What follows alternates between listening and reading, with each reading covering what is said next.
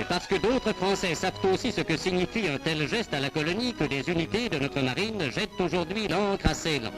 Un chef prestigieux accompagne les premières unités qui font route vers l'Indochine.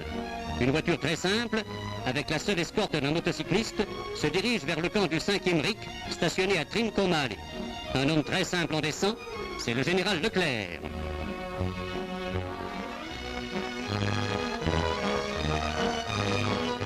Il vient de loin, le général Leclerc.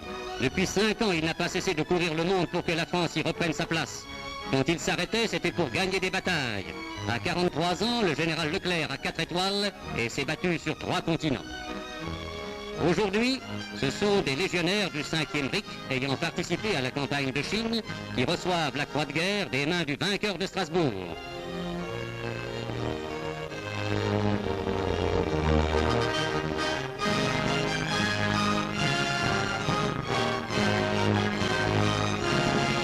En rade de Trincomalee, 2 navires français attendent les troupes en partance pour l'Indochine. Ce sont le Triomphant et le Richelieu. Le Triomphant attend aussi la visite du chef de la célèbre 2e division blindée.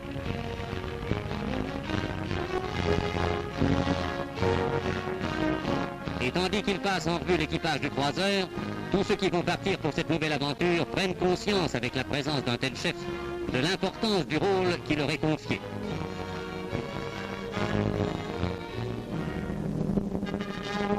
L'heure de l'embarquement a sonné.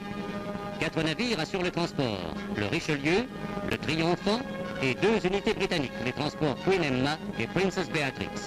Le 5e RIC n'est pas un régiment comme les autres. Il est constitué par des commandos instruits et équipés comme les troupes d'élite britanniques qui combattirent en Birmanie. Il a été formé en Afrique du Nord par le colonel Huard. Troupes et bagages sont embarqués dans un temps record.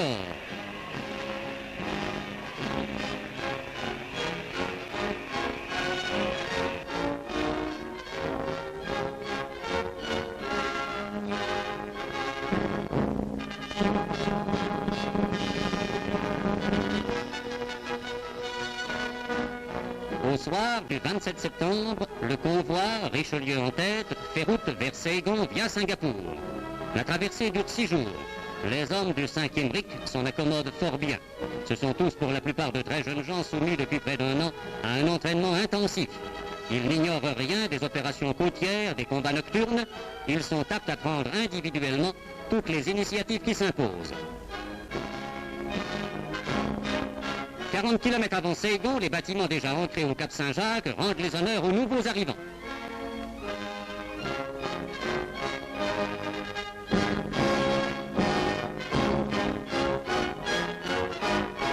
Enfin, voici Saigon.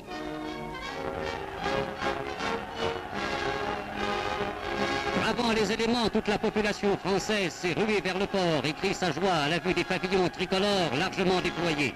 Parmi la foule, les moins enthousiastes ne sont pas les soldats et les marins libérés des prisons japonaises par l'armistice.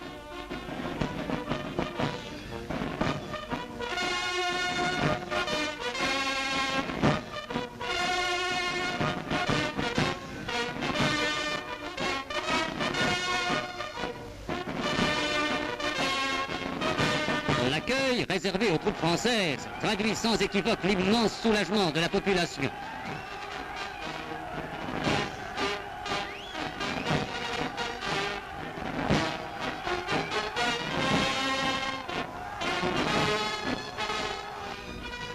Deux jours plus tard, le général Leclerc atterrit sur le terrain de Tan Son Nhut, où l'accueille le major général Gracie, commandant la 20e division hindoue, et le colonel Sedi, sous-délégué du haut-commissaire pour la Cochinchine.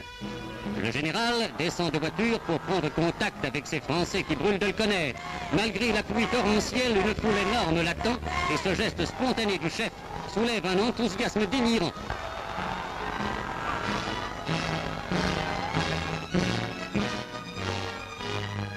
Devant le palais du gouvernement, les honneurs sont rendus par les marins du commando aéronaval et par un détachement de parachutistes qui les premiers atterrirent en Indochine.